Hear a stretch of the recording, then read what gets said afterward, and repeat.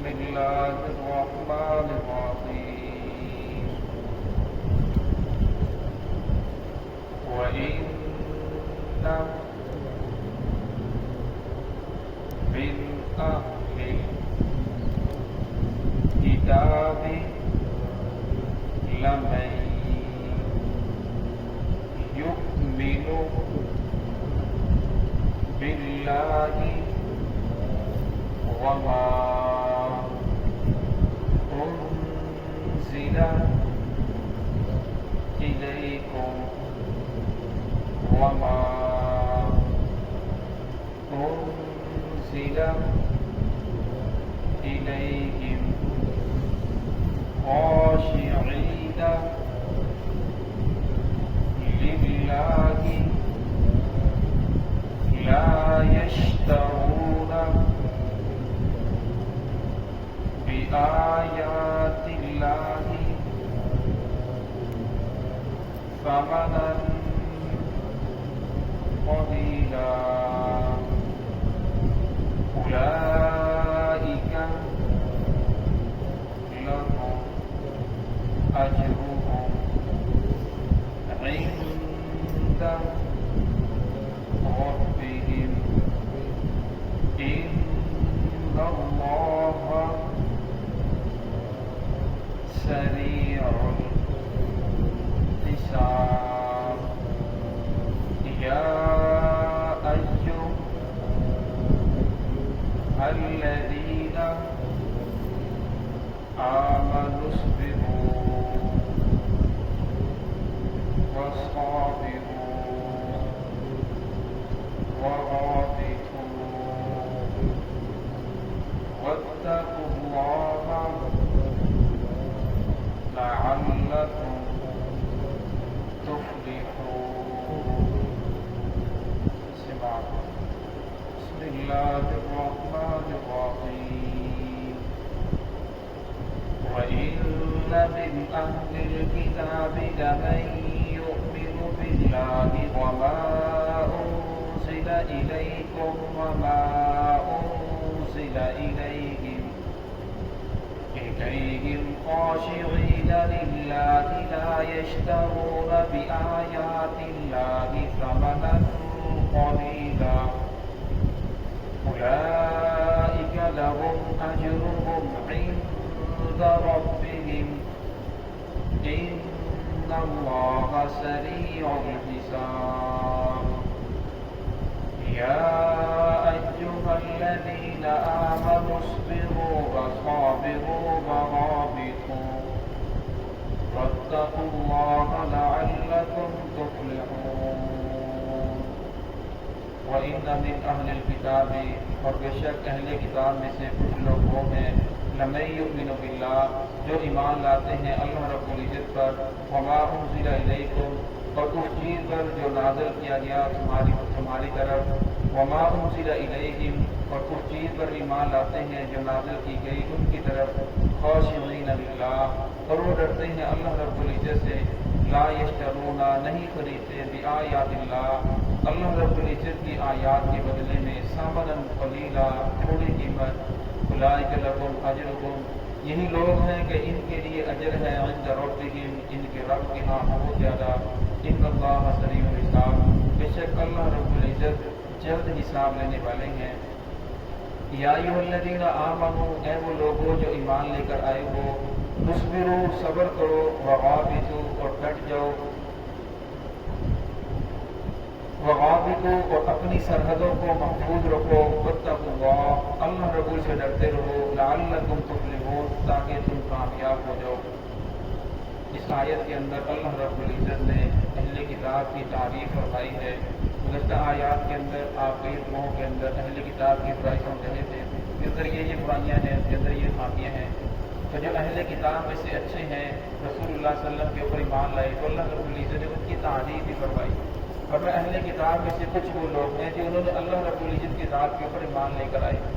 اب اللہ رب العزت کی ذات کے اوپر ایمان کا دعویٰ کرنا تو آسان ہے لیکن اللہ رب العزت کی ذات کے اوپر ایمان لے کر آنا یہ بڑا مشکل ہے.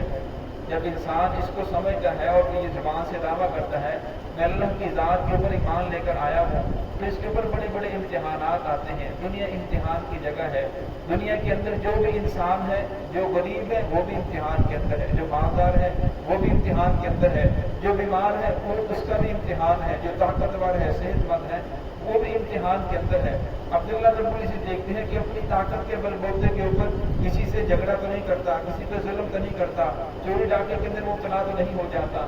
اب ایک آدمی غریب ہے، وہ غربت کی وجہ سے کسی ایسی چیز کا سہارا تو نہیں لیتا جو اللہ رب العزت کے ساتھ کسی کو شریک ٹھہرا دے، یہ ایسے اپنا غلط عقائد نظریات بنا لے۔ فرمایا دنیا کے اندر جو بھی انسان ہے وہ امتحان کے اندر ہے، ہر انسان نے اپنے امتحان کے اندر فرمایا جو کامیابی حاصل کرتا ہے پھر اس کے لیے ہمیشہ کی راحتیں ہیں۔ تو اللہ رب العزت نے ان کی ایک تعریف یہ فرمائی، فرمایا کہ اللہ رب العزت کی ذات کے اوپر ایمان لے کر آئے، وما انزل الیکم، اور اس چیز پر ایمان لے کر آئے جو تمہاری طرف نازل کیا گیا، یعنی قرآن پاک پر ایمان لے کر آئے۔ محمد رسول اللہ صلی اللہ علیہ وسلم کی نبوت کو ان لوگوں نے اقرار کیا، وما انزل الیہم، اور اس چیز پر بھی ایمان لے کر آئے جو ان کی طرف نازل کیا گیا۔ تورات کے اندر ان لوگوں کا ایمان تھا، انجیل کے اندر ان لوگوں کا ایمان تھا، اور انجیل کے اندر ان لوگوں نے پڑھا کہ آخری نبی آئیں گے، ان کے باپ کا نام یہ ہوگا، ان کی والدہ کا نام یہ ہوگا، یہ نشانیاں ہوں گی، فلاں جگہ پیدا ہوں گے، فلاں جگہ ہجرت کریں گے۔ تو وہ آپ صلی اللہ علیہ وسلم کے آنے سے پہلے منتظر تھے۔ جب رسول اللہ صلی اللہ علیہ وسلم ہجرت کر کے مدینہ طیبہ تشریف لے گئے تو انہوں نے فوراً آپ صلی اللہ علیہ وسلم کے ہاتھ کے اوپر بیعت کی اور کلمہ پڑھ کے مسلمان ہو گئے تھے۔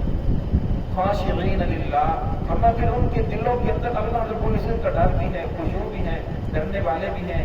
لا یشترون بآیات اللہ، نہیں خریدتے اللہ رب العزت کی آیات کے بدلے میں ثمنا قلیلا، تھوڑا ثمن۔ یہ نہیں ہوتا کہ اللہ رب العزت کی آیات کو، دین کو بیچ دیں دنیا کے مفاد کی خاطر، دنیا کے مال و متاع کی خاطر، دنیا کی چند جو تھوڑی سی زندگی ہے اس کی خاطر اللہ رب العزت کی آیات کو بیچ دیں، دین کی غلط تشریح کریں، لوگوں کے نظریات کو غلط بیان کریں، اور میں لوگوں کو اسی کے اوپر ہی لگائے رکھیں، انہیں حق بات بیان نہ کریں۔ آپ صلی اللہ علیہ وسلم کی حدیث ہے، اور میں قرب قیامت نزدیک ایک وقت ایسا آئے گا، حق بات بیان کرنا ایسے ہوگا جیسے ہاتھ کے اوپر انگارہ رکھنا۔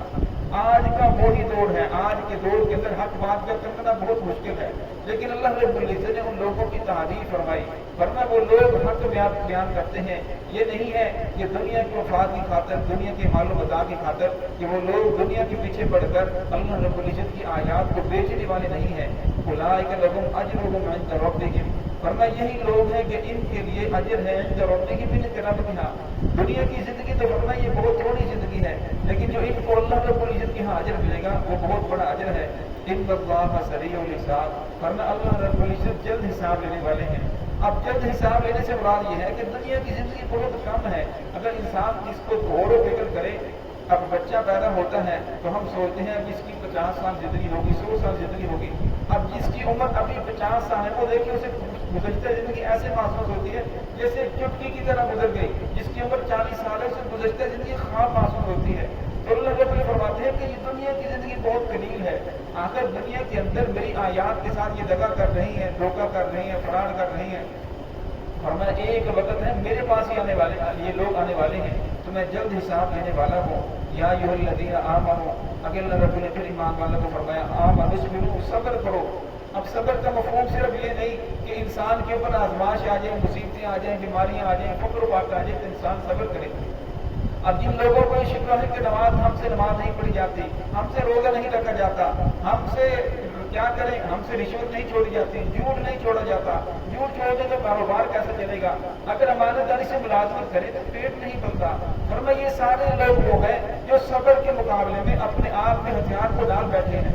فرمایا صبر یہ ہے کہ جب آپ کا نفس آپ کو برائی کی طرف مبتلا کرتا ہے تو اس چیز سے رک جانا، اسی چیز کا نام صبر ہے۔ جب دل کے اندر ہے کہ اگر جھوٹ بولوں گا تو اس سے تھوڑا سا نفع زیادہ مل جائے گا، فرمایا اس وقت جھوٹ سے رک جانا یہی صبر ہے۔ پھر اللہ رب العزت صابروا، پھر ڈٹ جاؤ، جب تمہارا حق اور باطل کے ساتھ مقابلہ ہو تو ڈٹ جاؤ۔ ایک طرف نافرمانی ہے اللہ رب العزت کی اور دوسری طرف فرما برداری ہے، تھوڑا پھر فرما برداری کے اوپر ڈٹ جاؤ۔ वराबितू, और फरमाया अपनी सरहदों को महफूज रखो, मुल्की सरहदों को महफूज रखो, और इसी तरह अपनी ईमान की जो सरहद है उसकी भी हिफाजत करो, अपनी जो मजहबी सरहद है उसकी भी हिफाजत करो। ये नहीं है कि इंसान ईमान की जब हिफाजत नहीं करेगा तो फिर इंसान डगमगाएगा, थोड़ा सा फिर अपने साए से भी डर जाता है। जब इंसान का अकीदा कमजोर हो जाता है, ईमान कमजोर हो जाता है, जब वो एक खुदा को छोड़ता है फिर उसे कई के आगे झुकना पड़ता है। जब एक खुदा के आगे झुकता है फिर उसको हर एक के सामने सर उठा कर चलता है। वत्तकुल्लाह, वरना फिर अल्लाह रब्बुल इज़्ज़त से डरते रहो, लअल्लकुम तुफ्लिहून, ताकि तुम कामयाब हो जाओ। तुफ्लिहून का जिक्र थोड़ा जब जिक्र किया जाता है तो इसका मतलब यह है कि दुनिया के अंदर भी कामयाबी है, मरने के बाद भी कामयाबी है, कब्र में भी कामयाबी है, मैदानी हशर में भी कामयाबी है। वरना दुनिया की जिंदगी के अंदर अगर रसूलुल्लाह सल्लल्लाहु अलैहि वसल्लम के तरीके के मुताबिक गुजार ली और फिर हमेशा हमेशा की कामयाबी है। दुआ है कि अल्लाह रब्बुल इज़्ज़त हमें भी इन्हीं लोगों के अंदर शामिल फरमाए।